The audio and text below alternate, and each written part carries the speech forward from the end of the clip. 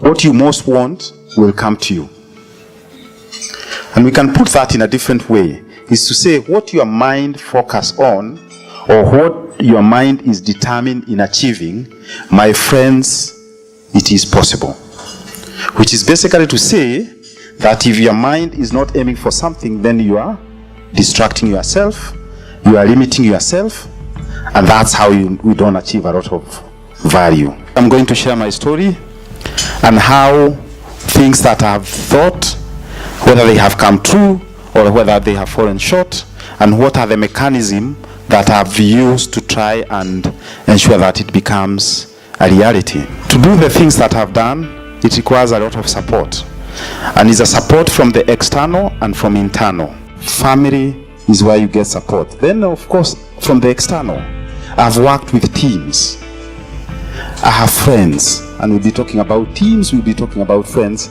I have family, extended family, and all these people have been of a lot of help in my life.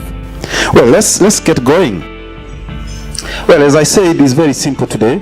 Well, it's about whatever the mind can conceive and believe you can achieve. How many people believe in that? Just to give an example, in 2011, I think I was weighing about 105, 106 kilos.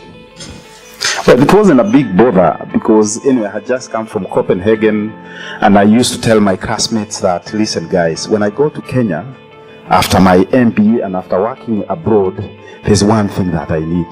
I need to have a potbelly. Is it called potbelly? Because that shows some authority. But then when I came back, then we said with my wife, well, what do we do after 5? Let's be walking. Well, we can lose weight, that's one. But more important also, we can connect. We can be able to be chatting. So we started walking around the estate.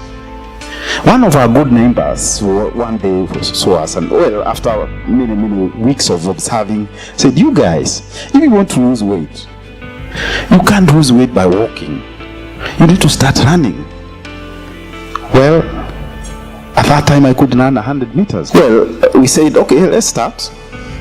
And I could run 100 meters. I could run another 150.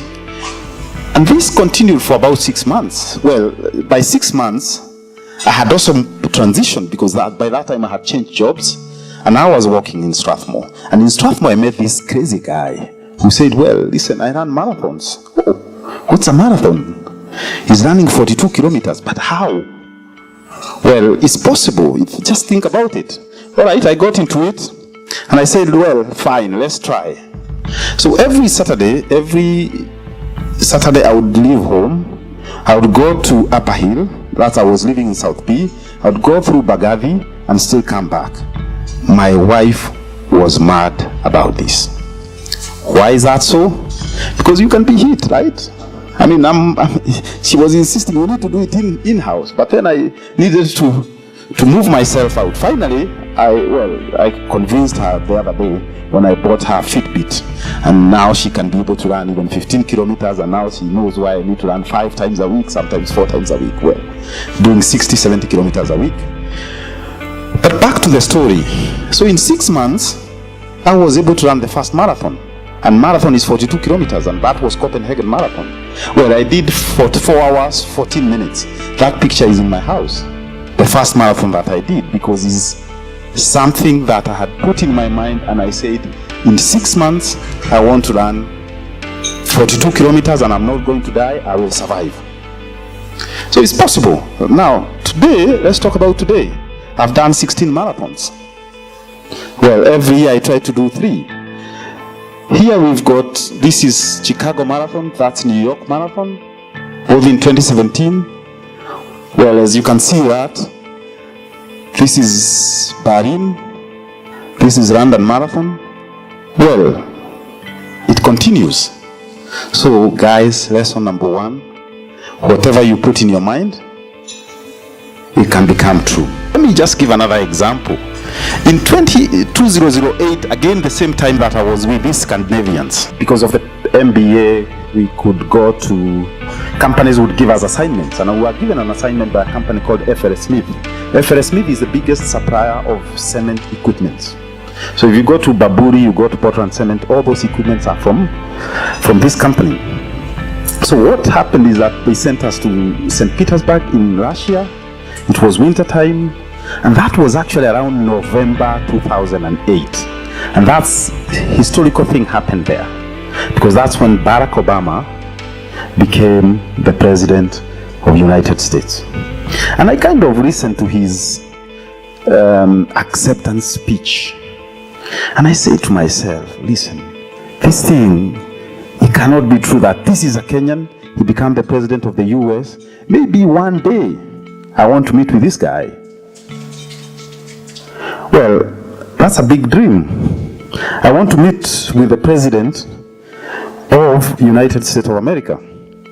Well, you know what, guys? In 10 years, that dream came true. And we met with Barack Obama in the White House in Oval Office. And we talked about climate change. The waiting room of the Oval Office, when I was seated there, well, I almost said my tears, because I remembered, listen, this is the guy who repeated class 1 and class 2. My sister is here, by the way. I repeated class 1 and class 2, and she overtook me in class 2. That's interesting. This is a guy who went to school without shoes, and now he's waiting here for Barack Obama. Man, I pinched myself. Is this me? Well, it's true. Any dream that you think of, my friends, as I said, it's achievable. For you to be able to achieve, lesson number 2 is that you must have a vision. You truly need to set your goals, make a plan, get to work. And this is brutal. I'll be telling you that this is not easy. It's brutal. Stick to it, reach your goal, and you'll be happy. So it is as simple as that. Have a dream, conceive it, and it doesn't matter what it is. It's proven. I've given you 2 good examples that whatever you put into your mind, it's achievable.